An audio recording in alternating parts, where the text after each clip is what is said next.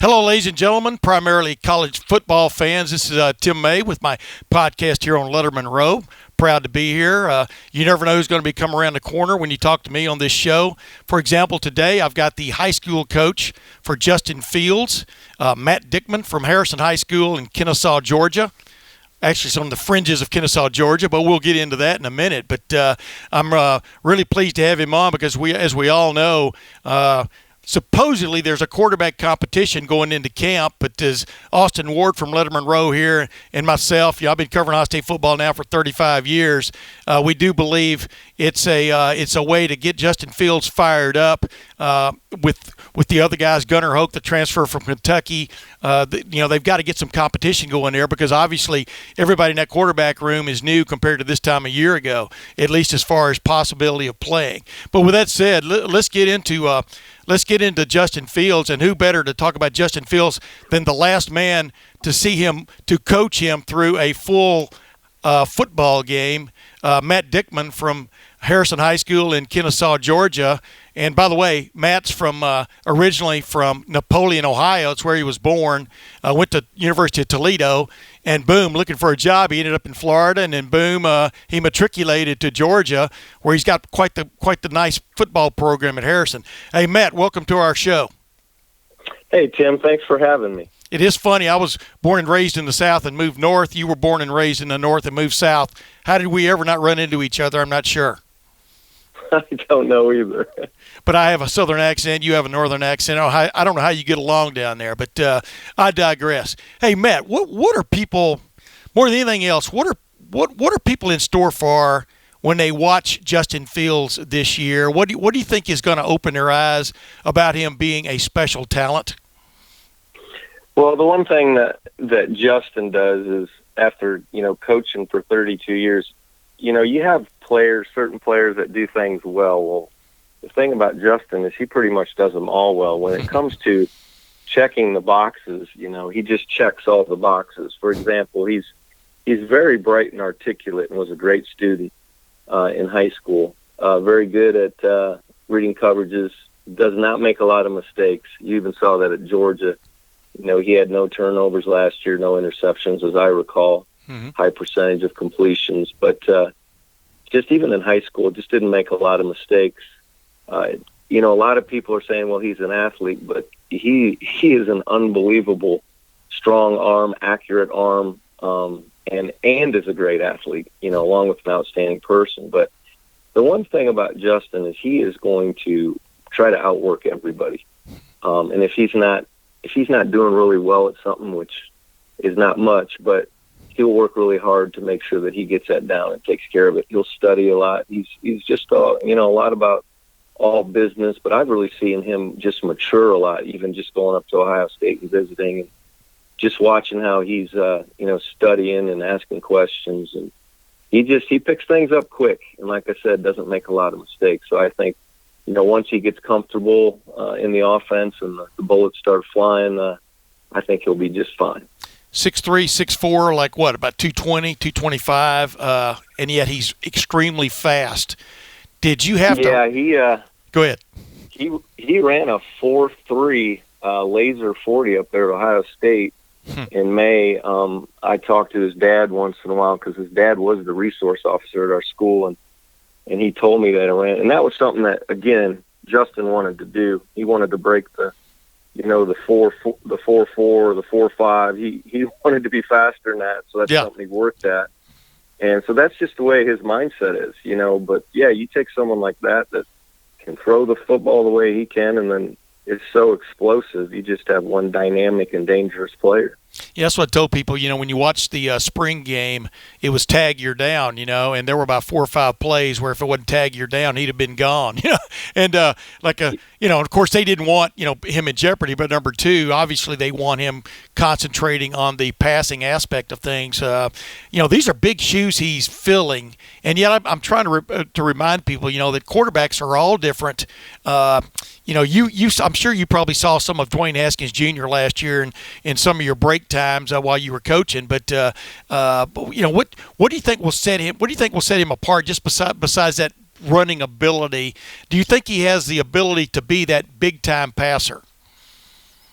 Well, I definitely think he does, just from watching him in high school. I mean, the thing that we did with him is we changed the entire offense going into his junior year to all run-pass options, just because we also had the people around him that we could do that. But, somebody like Justin Fields makes you become a better quarterback coach, or a better coach, because you can't waste that type of talent. So you really have to use every option available to make sure you're using his talent. And I know that's definitely what Ohio State and Coach Day, what they will do. But I think, the biggest thing with him is just how bright he is, how he picks things up.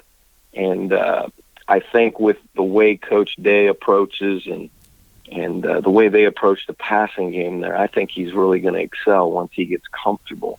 But again, the one thing that really, I think, sets him apart is not only is he been very accurate, not only does he have a strong arm where he can stretch the field, but now you got a guy that's going to pull it down, and it's going to be hard to catch him and get him down.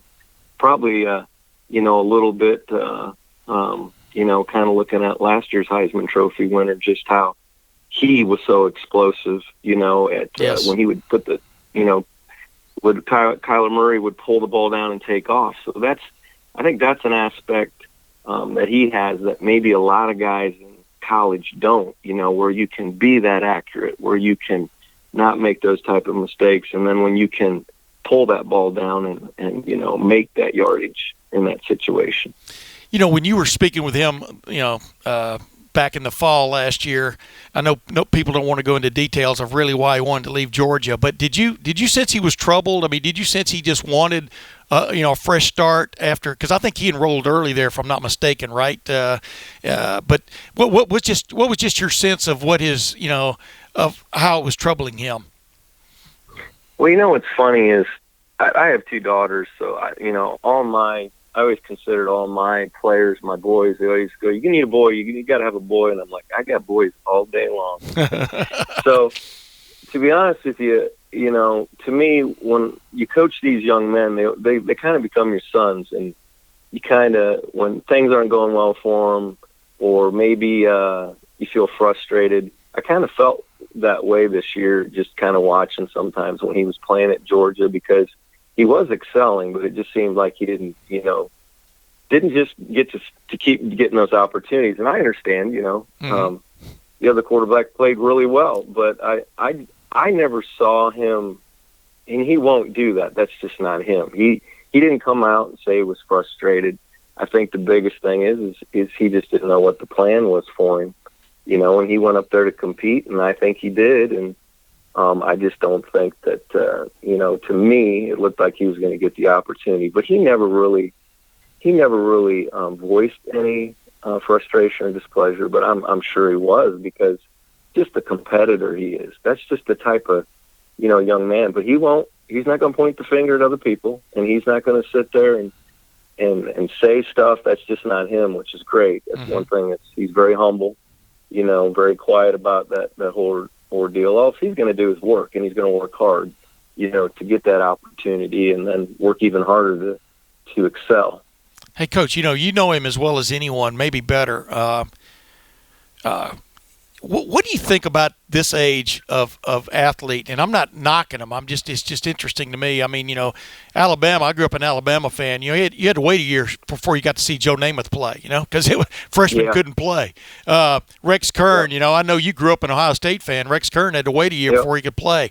Right on down the line. Dwayne Haskins Jr. waited 2 years before he finally got a chance. But yet these guys come out, and some of them are pretty much ready to play. And I think Justin probably felt he was, right? I mean, and do you kind of agree with that assessment of him? Was he not plug and play necessarily, but was he advanced enough to where he could have gone somewhere and played immediately, if you follow my drift? Yeah, I definitely believe that. I mean, Justin's just well polished. I mean, more than anything, he just needs the reps like every other quarterback does in America, just to get your timing down and get everything, smooth. So he could have went a lot of different places. And, I don't want to speak for Justin, but I think what he did is he went to Georgia because he always wanted to go there.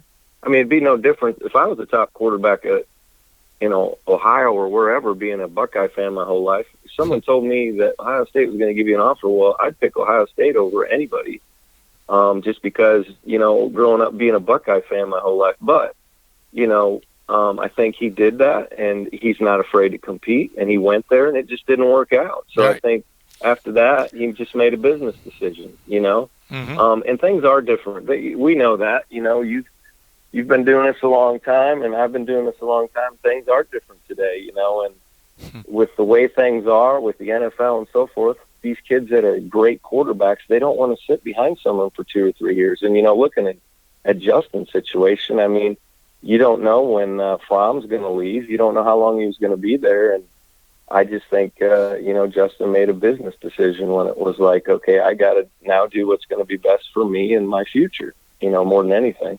You've got kinfolks who actually live in Hilliard, probably right around the corner from where I live. And like you said, Yep. You were born in Napoleon and grew up an Ohio State fan. Just how, tickled pink are you inside from the standpoint of your star pupil probably is going to be the starting quarterback at Ohio State? I mean, what goes around comes around, sort of. But how cool is that to you? Well, when you coach, this will be my 33rd year, and we've had a couple guys. So Justin would have been the third that Ohio State was interested in, but the other two ended up going somewhere else. So for me, being a Buckeye fan my whole life, I'm probably more excited than I ever have been. I mean, I watch and tape every Ohio State game, and I probably live and die like just every other Ohio State fan does on the season. But yeah, for me, it's a little more special. And I think the one thing is, though, I think watching the game, I'll probably be a little more on pins and needles, knowing that, he's the quarterback, just pulling for him. But I think that's one of those things. Every coach probably goes through that when you work with a young man that many years. You want to see him have success. So, hopefully there's a lot of ups, and, I'm just hoping he continues to do the things he's done in the past and stays healthy and has a great career there. Hey, Matt, just a couple other things. I promise to call you Matt, and I'm doing it, right? That's fine. Yeah, Matt's fine. Yeah, Coach. You grew up in Ohio. And you've been in the South, pretty much since you became a professional coach. What does, for example, what does spring football do for you? Because I think you guys have spring football in Georgia. Am I right? I think. Yep. Yeah. Yep. Where does that?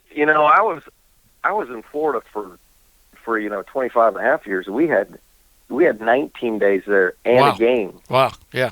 Yeah, so, we'd work with our, it'd be 9th because it'd be the spring, 9th through 11th for 2 weeks, and then we'd cut most of them loose and just work with the varsity and prepare like a regular game week. But, yeah, I mean, you get so much done. We're at an advantage because scouts get to come down and watch practice, and college, coaches, they always want to see kids live and in person on the football field. So the same thing in Georgia. We get 10 here, so we play 9 and then we play a game. Yeah. So, yeah, I think it's a big advantage, being able to do that with the coaches, being able to come and watch the games or watch practice, because today, that's the one thing that college coaches want to do. They can watch film, they can check the grades, they can talk to the coach, but they want to come out and see the guy move around. They want to see how he practices, what type of effort he gives when you're going to, offer a full-ride scholarship, to a university for 4 or 5 years. Yeah. Yeah, they want to see him move around as a football player, not as a necessarily a badminton guy. Hey, yeah. Last thing, I've always said this about quarterbacks and trying to get starting jobs, and the big line I always use is they have to convince the coaches they can run their system before they get to kind of play their own game. If you follow my drift, meaning, you have to show that you can drive the car competently before you become the race car driver. And did you sense? I mean, did Justin have pretty good patience as he was coming along in your system about getting the rudiments down before he kind of pressed go or pressed the gas? He's very patient, but the one thing is he's very critical of himself. Huh.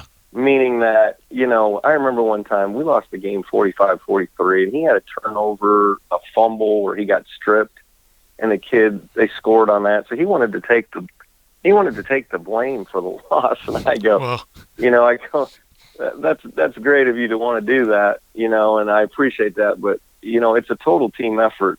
especially when you put 43 points on the board. So he's always patient and he doesn't get frustrated. But if something's not up to par, that's what he's going to work extra hard on, whatever that may be. But for him, he just grew so much between his 10th and 11th grade year. And again, it was because he was working hard, working hard. That's just him. Yeah. And, that's what he does. But he's very patient. He doesn't get rattled, but he doesn't get too high and he doesn't get too low. He's got like ice water in his veins. That's just kind of the way he is. He's really laid back, and he's always been very mature for his age, too. Gotcha. Hey, Coach, it's been a pleasure talking with you, getting to know you, and a Buckeye native. I know, like I said, I think you're probably pretty fired up that this guy's now going to be the starting quarterback at Ohio State. And hey, we may check in with you middle of the season when things are going well for both your team and his team, if you don't mind. No, that'd be great. Let's hope that the Buckeyes are rolling and the Hoyas are rolling too. Hey, Matt, it was a pleasure, man. Thank you very much for joining me. All right, Tim, I enjoyed it. Take care. Thank you. Ladies and gentlemen, that was Matt Dickmann, the head coach at Harrison High School in Kennesaw, Georgia, the head coach of Justin Fields, the last guy to see Justin Fields play a full football game. We'll be back in just a few seconds here as we kind of make a little change here. We'll be bringing Austin Ward on. We'll be talking about Ohio State headed into the start of preseason camp and sort of like what's on our mind as far as what maybe is the most critical areas they've got to get figured out in the next 4 weeks. Ladies and gentlemen, by the sleight of hand and magic. I'm here. Pure magic. We've got Austin Ward of Lettermen Row, the original Lettermen Row member. I've got the original logo on. Now we've got the new and upgraded Tim May over here. You can't see it on the audio version here. I kind of like this for two reasons. Number one, it looks kind of slick, and number two, this is a nice golf shirt. I will be employing it in some outing situations. But you're looking good with that LR in the chest. I tell you what. Yeah, I keep thinking I'm in Little Rock, but that's another story.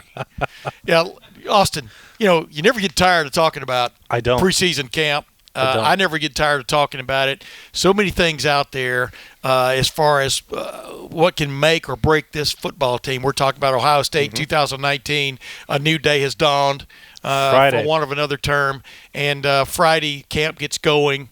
And, we talked about this a little bit in Chicago and other times, but past the quarterback situation, because I think we know who the quarterback's going to be, but it's still the most important question going in. Who's going to be the starting quarterback? Always. We think it's going to be Justin Fields over with Gunnar Hoke and Chris Chuganov. The Chugster. Competing for that job also. But past that, in your mind, not position group, position, what is the biggest, in your mind, the most important thing to get nailed down in preseason camp for a starter? Wow, that's a big one. I think that if we're looking at a starting quarterback or another position I think is really important, the starting quarterback of the defense, which I was touching on this the other day with Spencer Holbrook. I mean, the actual first question that Ryan Day got at Media Days was about middle linebacker, not about Justin Fields, not about the offensive line. But for these guys, it's calling out plays. It's knowing the playbook. It's getting that familiarity. So if it's Taraja Mitchell or if it's Justin Fields for those two positions right there, they've only had a limited time. Taraja Mitchell more than Justin Fields, but you can't just take 15 practices or a couple months of sitting there and trying to absorb that playbook without getting the live reps and be ready to go do it in the horseshoe. You can't even really, I think, do it with 3-4 weeks in August. But they're going to have to get those guys up to speed in a hurry because those positions are so critical. Now we know Tuff Borland could go out there and do a serviceable job for that defensive part, but there's not really an option for Ohio State on the other side. That doesn't apply to just Justin Fields because you also need, if there's going to be more running plays for the quarterback, J.K. Dobbins needs to be familiar with that. 4 new full-time offensive linemen. Starting offensive linemen have to be familiar. There were issues last year with the RPO blocking scheme that Greg Studrawa and those guys talked about. I don't know. This is taking away our aggressiveness. We don't know what we're doing. And the same is true for the wide receivers. So I think in particular those first 2 weeks, and we're going to see the start of this on Friday, Tim, when we're out there, there's a possibility that Ohio State is going to open up a little bit more for us. We'll see a scrimmage tentatively on the 10th. Keep our fingers crossed that follows through because that would be huge. You and I both know that That didn't happen. You used to get to cover scrimmages all the time. I'm struggling to remember. I don't think we saw a single one during the Urban era. That would be hugely important for us as we start. It's not about anybody trying to give away state secrets. I couldn't even draw up the plays that they're doing if they gave me a pin and got to watch it 10 times in a row. It's about seeing the reps, the comfort of the guys out there, who's working out in what spot, what depth chart can we get. And I think that just the long story short there, everybody is getting comfortable with what's going on. That applies to us, and it's much more important for Justin Fields. Ladies and gentlemen, Austin Ward has just won the Jim Tressel Award for answering a question because he didn't answer my question. Thank you. Okay. Pass the quarterback. Pass the quarterback. Is middle linebacker. Middle back to Roger Mitchell or Tough Borland. I mean, do you agree that is as critical Okay. Yeah. So in order, I would say middle linebacker to get to your question. I didn't know exactly how you wanted me to answer it, but now I will. No, that's okay. Middle linebacker. I was kind of getting into your. I thought of that quick line about 2 minutes before you finished. Go ahead now. But Taraja Mitchell versus Tough Borland, I think is. Fields. We've said it. We're not going to dance around it on your show anymore. Fields is going to win the starting job as long as he's healthy. Oh, you can dance around on your show, but not on my show. Yeah, I got right. You. When I'm here and I'm on your show, I'm going to say, hey, Justin Fields was a 5-star winner of the Elite 11. The pedigree there is ridiculous. Yeah. Is he going to start the Kentucky Derby? Yes, he will. That's kind of what we're talking about there. But you're right. Taraja Mitchell, obviously came on big time in the spring. We've gotten to know him a little bit. Mm-hmm. Number one, what a cool guy. He's very cool. But number two, Tough Borland's a returning starter there. He missed all of spring as he was recovering from who knows what surgery, and that's going to be a real competition. And are you going to want to have a guy who's never, started calling plays for your defense or calling formations, or you want to get Tough Borland in there? But it's a good competition to have because Tough Borland obviously is a grizzled veteran. Yeah, and they're kind of contrast, right? I mean, one is a veteran, one has been a captain, one is considered more of that, hardworking old school, all-around linebacker. And you got to remember, people are critical of Tough Borland for last year when he's playing on that injured Achilles. Right. I finally one time got him to break down before the Rose Bowl and say, no, I was not 100% because he didn't want any excuses. Right. You have that, right? And then you have Taraja Mitchell, just a pure hard hitter, a physical specimen. But we don't know necessarily what the leadership criteria is for him because he's not been in that position. He's a sophomore. I think he'd be very good at it. As I said with that Jim Tressel answer, he hasn't had to go out there and call a defense, and Jordan Fuller told us last week in Chicago that he was maybe doing more of that, and they're taking that responsibility back away from Fuller, which he likes, and putting that more on the linebackers. So do you need that to be, if you're Ohio State, would you rather have that veteran voice, somebody who's been out there for 2 years in the Big Ten? And we know this isn't a position that you normally would rotate. Ohio State's done it once with Curtis Grant and Raekwon McMillan. It actually worked out really well for both of them. But that required both of them to be accepting of that. I'm not saying that either of these guys would have a problem. One's a captain, and one is trying to break into the lineup. He'll probably do it any way that he can. But you never know how that's going to work out if you're trying to rotate at a position that is a lot like the offensive quarterback. So that is fascinating to me because contrast in styles, contrast between what you want and what you value. If you're going into August 31st, where does Al Washington place the premium? Where does Greg Madison, Jeff Hafley, what do they want from that position? Because if you're betting on the future and expecting that the defense is going to be a lot better by the end of the year, you might want Taraja Mitchell to be taking those reps if you think that he's going to be eventually the guy with the higher ceiling out there at the end of the year. When I asked Ryan Day what he wants from his defense, just in a general sense, you go out and you hire Greg Madison as your defensive coordinator, you bring in Jeff Hafley. The very first thing he said was, you got to stop the run.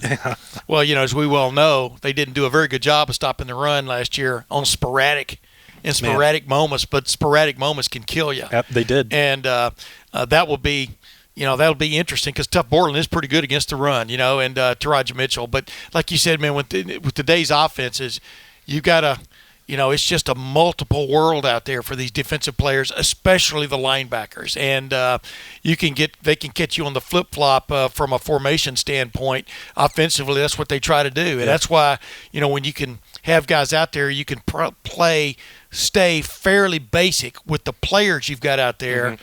but kind of mix some things up with some of your calls. That's what's going to, can kind of make or break you. And as we've spoken about many times before, Craig Madison says they've got great talent on that defensive side of the ball.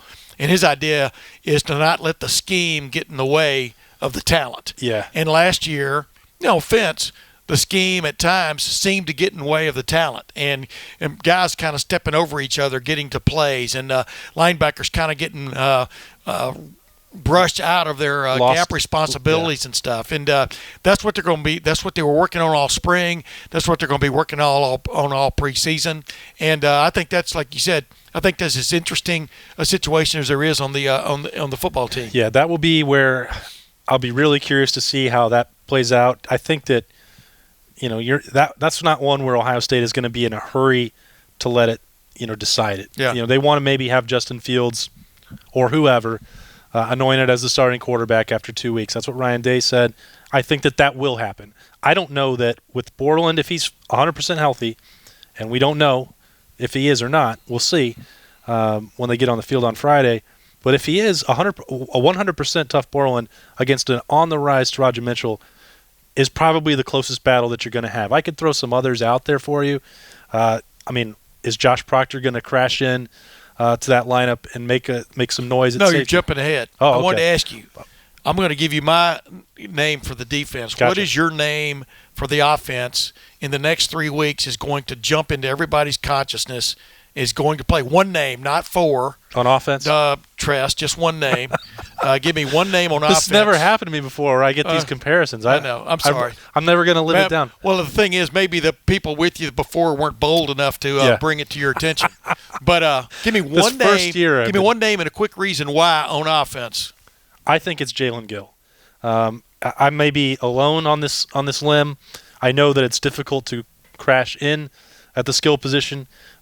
You got Chris Olave and Garrett Wilson trying to do that as well at wide receiver. But we kind of know about them. Yeah, I think that from somebody off the radar, I think he only appeared in 2 games last year. I'd have to double check that, but he got that redshirt year. He wasn't ready, and they had a lot of other guys. I see someone with Paris Campbell-like speed, ability, agility, and he played that running back. He can do things on the jet sweep. If Justin Fields is going under center a couple times, which we saw in spring, and people were blown away by it, that's Wisconsin uses this play. Wait, ladies and gentlemen, I grew up in the 60s and 70s. End around. Yeah, when the shotgun was, what are they doing? Yeah. Go ahead now. But it's such a simple play if you have the ability to do it. In Wisconsin, when they had 3 running backs, they were 3 deep, and they're like, well, what are we going to do with James White? What are we going to do with Melvin Gordon? Well, let's line him up in the slot and then just let him run really fast. We're going to hand it off, and then you got to get the edge because you have the action coming from the backfield. That can be J.K. Dobbins. And if you have that H-back coming in motion and he's got Jalen Gill's type speed or KJ Hill or whoever, but I think that it's Jalen Gill that you want to use. Sometimes that's all you need. Go back and Google that one touchdown or Paris Campbell, I think, ran a jet and ran right by Jim Harbaugh on the way to as decisive a touchdown as there was in that game. Sometimes that's all you need. And that play is so simple and so effective. And when you have Ohio State's skill, what are you going to do? Because all 3 of those guys, because Fields could keep it himself on the play action. I'm just interested how they're going to do that hybrid back because you got KJ Hill back. And how much he'll play hybrid, maybe just a slot receiver or something. It's kind of hard to tell sometimes what the scheme is, but you're exactly right. Now, defensively, my name is a name you already uttered and kind of made me mad. But, spoiler alert, was Josh Proctor because this guy, I keep telling everybody, I've said it every time I've written about him, this guy looks the part. He's fast. He's big, and by big I mean he's tall. Mm-hmm. And he's got long arms, etc. They've got to figure out a way, I think, to eventually get him on the field. I think Jeff Hafley likes him a lot, but of course, with defensive backs, especially in the safety positions, it is key. It is key that you take care of your fundamental responsibility first before you go off somewhere else gallivanting trying to make a play. So discipline by him early in camp, I think, could take him a long way. But, that safety spot, and by safety I mean, because right now they're looking at Jordan Fuller as pretty much the free safety. He would like to get involved maybe in rolling up a little bit and maybe playing the strong or whatever you want to call it now. I just look at it more as another safety. But with Justin Went coming along, Isaiah Pryor had a really good spring. Justin Went was one of the stars of the spring game, as we've talked about a couple of times. I think they're in a much better situation, and especially with Brendan White sitting there, whether he's going to be the hybrid guy. Well, he is the hybrid guy. Yep. But then past that, what are they calling that hybrid guy? Bullet. The bullet. They might have to change that to something less, in this politically correct. They can go the way of the Washington Bullets. It'll be the Wizard. Yeah, maybe the rubber bullet. Not lethal. But with Brendan White, I mean, how are they going to mix and match and get some guy? Because Jordan Fuller and Brendan White were playmakers last year for in the safety positions, and you kind of want them on the field. And so do you stick another safety in there? I mean, I think that's going to be an interesting thing to watch. But Josh Proctor, in my opinion, by the end of preseason camp, is going to be somebody they feel like they've got to get on the field. That's just my own opinion. And that's another thing that fascinates me about the first couple of weeks and why I think it would be great to see a scrimmage where they're starting to put more of the defense in play so we can watch to see what they're doing. Not to give away any state secrets, but just the way they line up. Because in the spring, we saw more of a traditional, especially the spring game. That was a traditional 4-3, 2 safeties, 2 corners. There was nothing fancy. I think they barely used the bullet position in that game, so nobody got a look at it. But when you wait a minute, I don't get ammo analogies. Go ahead. Oh, excuse me. I don't.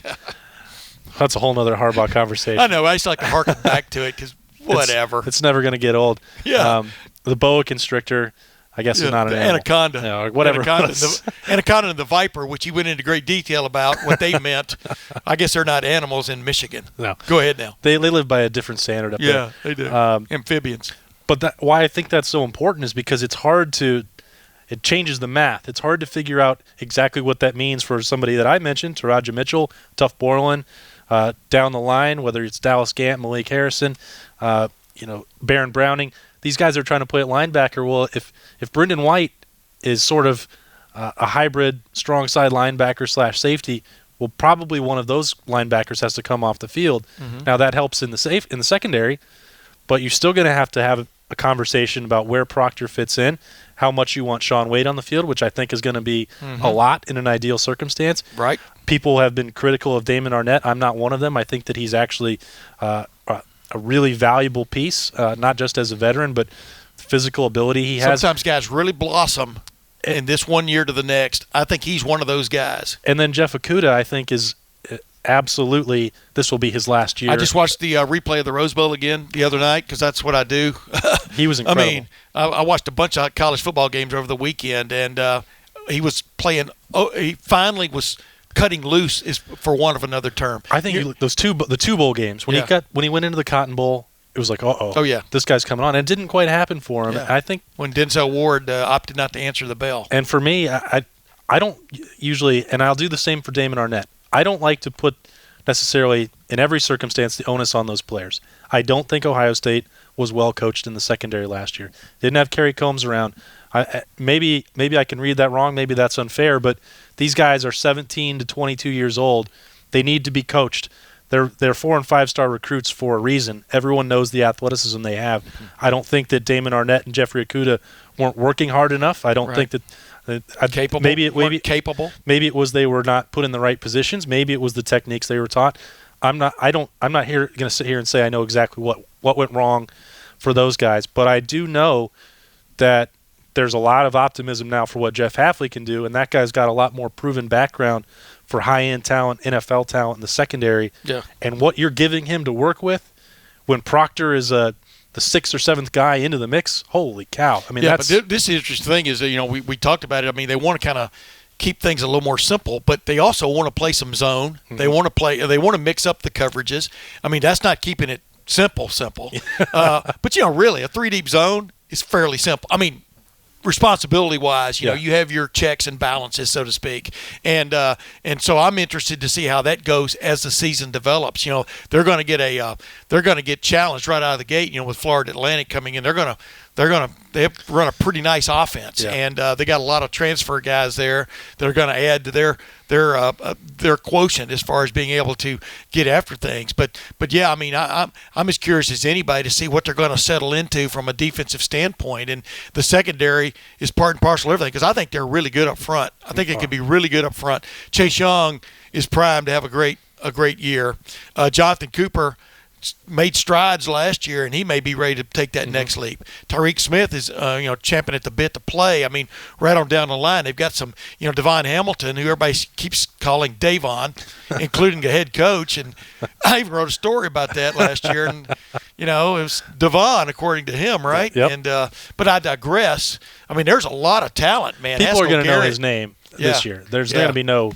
But he has just grown by leaps and bounds. And so, we'll just shut this off now just about talking about the team. But, just generally, is there a position that you think they are still in preseason camp? Maybe they're questionable there, meaning, we're talking about guys, we're talking about positions of strength where we think there are guys that can play. I don't really see one on this team. I mean, with the exception maybe of that fourth new starter on the offensive line, but they've got guys, they've got talent. Yeah. I've been on record throughout the summer that I think eventually they're going to put out a group where all 5 starters are going to have all Big Ten ability. I think that that's going to be the case, and Ohio State will have a lot of faith in that offensive line as the season goes on. But I think back to the last time there was this overhaul of 4 guys with the 2014 season, it was not ready for prime time week 2, and when Cincinnati, if you're going to be ready, Luke Fickell's going to come in and put a test to those guys. Florida Atlantic maybe not so much, but that offensive line and with that new quarterback, they're going to have to make sure they get that absolutely right in training camp. And I think that there's a little flexibility there with Brandon Bowen. So I don't view it as a position of weakness, but I certainly think there's questions to be asked of them. Because do you want Bowen to compete with Nicholas Petit-Frere at right tackle, or are you set that he's in his second year in the program, he's physically, mentally ready to go do it? He may very well be. He's a 5-star kid. Seems like a great guy. He put on 30 pounds, I think he wrote last week for us coming out of Media Day. Yeah. He looks the part. I look at that line, and I see going in, but if I'm just assessing it, I would see a starting lineup of Thayer Munford, left tackle, Jonah Jackson at the transfer at left guard, perhaps, Josh Myers at center, Wyatt Davis at right guard probably, and Nicholas Petit-Frere, Brandon Bowen, or don't forget Josh Allaby. Yeah. I mean, that guy played well in the Rose Bowl, and he's a talent. And do you leave him behind Thayer Munford, or do you kind of put your best 5 on the field? Brandon Bowen is sort of the Humvee of the group because he can play 3 positions. Yeah. And then is Harry Miller going to come along and challenge Josh Myers?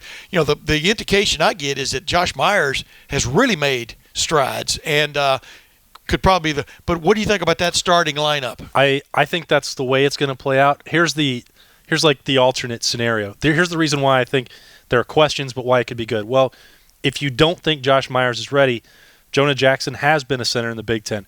Maybe that's something that they consider. Maybe Brandon Bowen is so good, you have to consider your options at center because you want him on the field at left guard. Maybe Petit-Frere is so good at right tackle, you're not worried about anything else because you have Allaby who could play on the left or the right side. It's the inside where they can sort of get creative. Now that's assuming that Petit-Frere is going to be the guy, and we'll have to see. The first 2 weeks are going to be telling for him. I think that, as you mentioned, Bowen could play left tackle, left guard, right tackle. He's not going to play center.